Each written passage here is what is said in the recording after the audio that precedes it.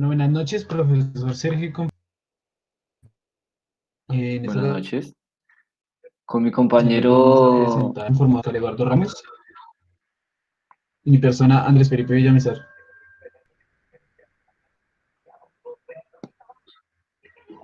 Bueno, para tenemos tres temas centrales, que son la estabilidad, controlabilidad y observabilidad. Dentro de cada uno, pues vamos a entrar a mirar el concepto, algunos aspectos importantes y algunos ejemplos. Vamos a empezar con estabilidad. Entonces, pues primero, el concepto de estabilidad en general es una cualidad que mantiene el equilibrio o hace que un sistema no cambie o permanezca en el mismo lugar durante mucho tiempo.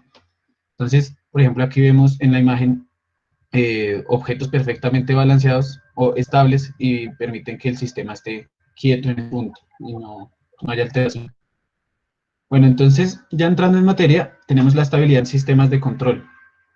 Entonces, dentro de los control, pues tenemos muchos tipos de sistemas y vamos a decir que son estables dependiendo de qué tan bueno sea el sistema para seguir la salida deseada. Entonces, la línea recta que vemos en la salida que se el sistema, pues es el seno bueno oscilante que vemos ahí.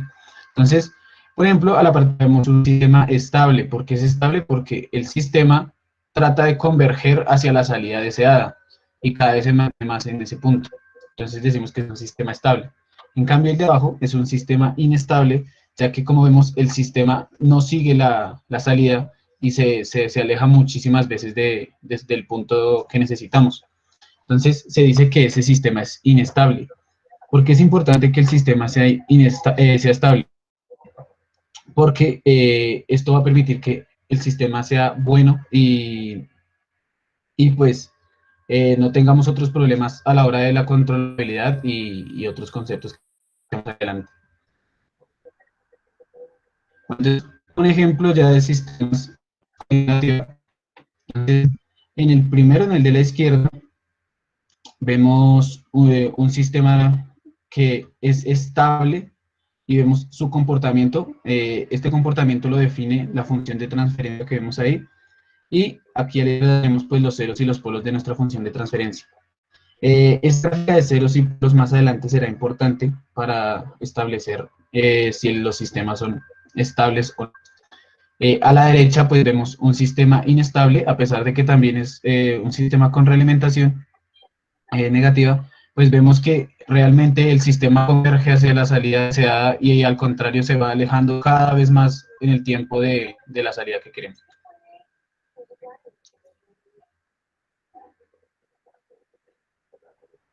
Bueno, entonces tenemos que entrar a ver bajo qué condiciones un sistema inestable. Entonces, primero que todo tenemos que ver que la respuesta total de un sistema va a ser su salida natural y la salida, más la salida forzada. La salida natural, vamos a hablar de cuando el sistema tiene una entrada cero, ¿listo? Entonces, esa es nuestra salida natural. Y dependiendo de ella, vamos a definir si el sistema es estable o no.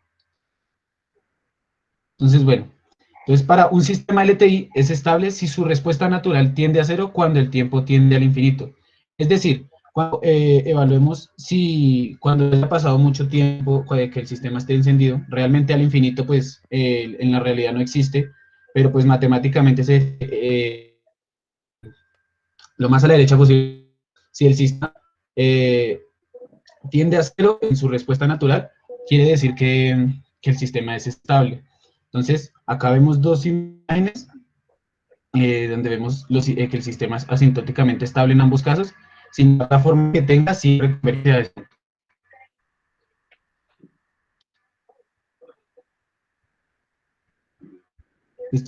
Un sistema también lineal e invariante en el tiempo que es inestable. Entonces, definimos lo contrario que el anterior. Entonces, su respuesta natural ya no tiende a un valor en específico ni a cero, sino tiende al infinito. ¿Qué quiere decir? Que el sistema no es capaz de tener un valor específico al que seguir, o sea, se aleja demasiado, ya está por abajo o oscila entre esos dos extremos, pero no, realmente no es un sistema que esté controlando absolutamente nada.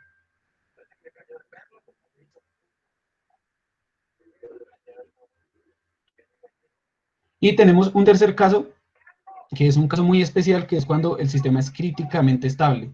Esto quiere decir que la natural no crece ni de oscilando entre unos dos puntos. Que es, bueno, en la imagen de la izquierda, esa sería la oscilación que hace, ¿sí? Se mantiene ahí, como un seno constante. Pero cuando pasamos aquí a mirar cómo se comporta del sistema, nos vemos que el punto que nosotros que deseada. Entonces el sistema es simplemente estable, pues porque realmente sí está siguiendo el sistema, pero en cualquier momento el sistema puede fallar y puede diverger, o simplemente esas oscilaciones pueden ser tan grandes que realmente no se sabe cuál es la salida que se desea.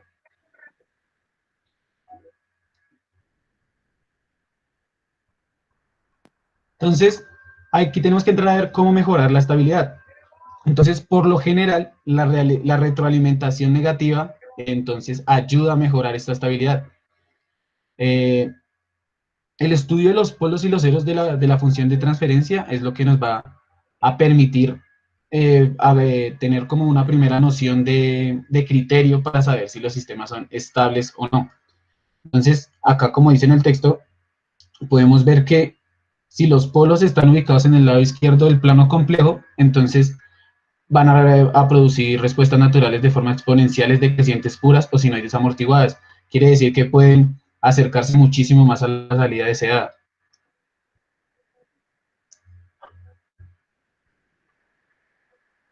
Entonces, acá tenemos el criterio de estabilidad para sistemas de lazo cerrado con retroalimentación negativa. Entonces, acá es donde entrábamos a mirar los ceros y los polos. Entonces, si la función de transferencia que tenemos ahí tiene solo polos ubicados a la izquierda del plano complejo, quiere decir en el eje Y, entonces ese sistema vamos a decir directamente que es estable. Como vemos aquí, este es el mismo ejemplo que habíamos mirado a la parte de arriba anteriormente, y como vemos los polos, todos los polos están a la parte izquierda. Tenemos tres polos y ahí están. Entonces eso permite que el sistema se acerque o converja hacia la salida deseada.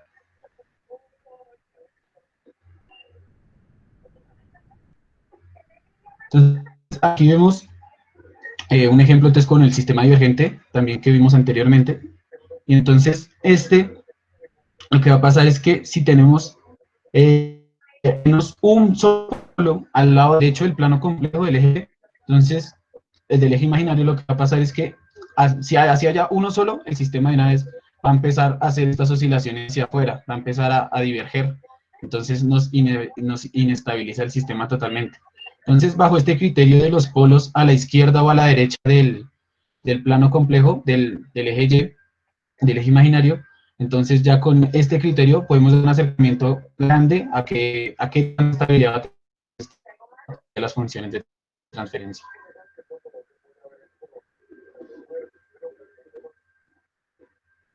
Entonces aquí vemos el tercer caso, que es cuando es críticamente estable. Entonces, vamos a decir que es críticamente estable cuando un solo polo tenga multiplicidad 1.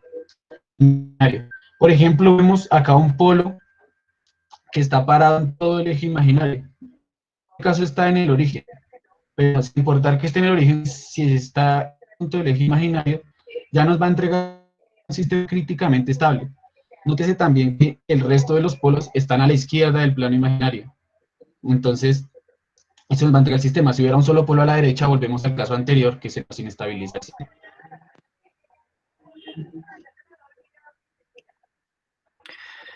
Bueno, a continuación les voy a hablar sobre la controlabilidad. Entonces, primero tenemos que empezar a definir, pues, el concepto, ¿no? Se dice que un sistema es completamente controlable si existe una señal que permita transferir los datos iniciales a cualquier otro estado inicial en un tiempo finito. Entonces, como podemos observar, ahí tenemos una gráfica en donde pues tenemos un tiempo inicial que es x sub 0 y se dice que es estable si logramos si el sistema me logra proporcionar la salida que yo deseo. En ese punto decimos que el sistema es controlable. Bueno, Antes de seguir con la demostración, tenemos que definir que pues un sistema está conformado pues por una entrada, valga la redundancia, un sistema y pues una salida. Nosotros podemos representar un sistema mediante diagrama de bloques y también mediante ecuaciones de espacio. Entonces, mediante ecuaciones de espacio. Entonces, para los sistemas lineales de primer grado, de primer orden, pues tenemos dos ecuaciones, una para cuando es tiempo continuo y como podemos ver que es la que depende del tiempo y otra que es para el tiempo discreto, pues que ya es en intervalos fijos. Y pues en donde observamos que, digamos, en el caso de la de tiempo continuo, pues A, B, C y D son matrices que dependen pues ya de las variables de estado del sistema, en donde puede ser A, puede ser una matriz dinámica, B, una matriz de entrada, C, una matriz de salida y D, una matriz de estado. Adicionalmente, pues de tener las ecuaciones que representen un estado, representen un sistema, pues se puede representar también de forma de diagrama de bloques, como vamos a observar en la parte izquierda, derecha inferior. Bueno, entonces, nosotros podemos hacer la demostración para que un sistema sea controlable o no, de dos formas. La primera forma es variando el estado con respecto a la entrada. Entonces lo que hacemos es tomar la ecuación de tiempo discreto que depende pues de la entrada. Entonces tomamos la primera ecuación y lo que hacemos es empezar a variar el estado de entrada así sucesivamente. Entonces inicialmente pues tomamos un tiempo cero, entonces cada empieza con un tiempo cero y después le vamos añadiendo. Entonces pues vamos hallando que cada vez que yo aumento del intervalo que estoy evaluando, pues me estoy retroalimentando y estoy hallando otra vez pues el dato anterior y así sucesivamente, pues podemos llegar a un punto en donde pues obtenemos una ecuación que depende pues ya del tiempo en el que queramos hallarlo, que es x sub n, que en donde n pues va a ser el valor final al que deseamos evaluar si el sistema es controlable o no. Una vez tenemos esta ecuación de x sub n, lo que hacemos es reemplazarla y escribirla de forma matricial. Y entonces lo que hacemos es que pues x sub n es el valor a donde yo quiero llegar, el valor final, y pues a la n multiplicado pues por x sub 0, pues va a ser el estado inicial, el estado de partida. Entonces lo pasamos y lo dejamos a la derecha y dando alusión a a la definición de controlabilidad, además llamándolo pues como la ecuación de controlabilidad. Entonces al otro lado, al lado derecho en la igualdad, pues lo que obtenemos es una matriz de dimensión n multiplicada por un vector, ¿sí? En donde pues nosotros básicamente lo que hacemos es evaluar la matriz de dimensión n, que en este caso es una matriz de matrices. Entonces ya viene la definición para saber si un sistema es controlable o no. Lo que hacemos es mirar si el rango de esta matriz de dimensión n es igual a su dimensión. Entonces en ese caso se dice que el sistema es controlable. Más adelante vamos a ver un ejemplo para que quede más claro este concepto. Y bueno, pues ya ven el segundo método, que lo que hacemos es variar la salida con respecto a la entrada. Para este caso lo que hacemos es tomar la segunda ecuación y lo que hacemos es empezar a darle datos. Empezamos dándole datos, reemplazando cuando es 1, entonces pues, nos da dependiente de x1, pero pues como nosotros ya en el anterior caso hallamos cuánto era x1, pues lo que hacemos es reemplazar. Y así sucesivamente pues obtenemos una ecuación dependiente del valor final al que queremos evaluar. Repetimos el mismo caso que repetimos para la demostración anterior y escribimos la ecuación en términos de matriz, en donde obtenemos una matriz, en este caso una matriz de matrices de dimensión m, y llegamos a la misma definición, que en donde, pues, si esta matriz, el rango de esta matriz es igual a su dimensión M, el sistema es controlable. Y pues ya, pues en este caso pues podemos observar un ejemplo en donde pues tenemos estas dos ecuaciones que representan un sistema de primer orden. Entonces podemos observar que X en la matriz de 3 por 3 sería pues la matriz que nosotros representaríamos como A. La que está multiplicando la entrada que es U sería la matriz B, y la que está de Y igual bueno, a la matriz de tres columnas y una fila, pues sería la matriz C. Entonces nosotros lo que hacemos es, en este caso vamos a utilizar la primera definición, en donde sabemos que el rango de la matriz B por A, B, A por B, A al cuadrado por B, y así sucesivamente, pues es igual a la dimensión de N, a la dimensión de la matriz. Entonces, para este caso, nosotros ayudamos con ayuda de un software, del software MATLAB. Lo que hicimos fue, primero, pues representar estas matrices. Como podemos observar en la primera imagen, representamos la matriz A y B, que es la que necesitamos para saber si es controlable o no el sistema. Y pues ya utilizamos la ecuación que tenemos y pues hallamos que la dimensión de la matriz es igual a 3, entonces que es igual al mismo grado de la matriz. Entonces se dice que en este caso el sistema es estable. Bueno, a continuación vamos a hablar sobre observabilidad. Entonces, en este caso, pues su concepto se basa en que yo tengo un punto final, yo conozco un estado final, ¿sí?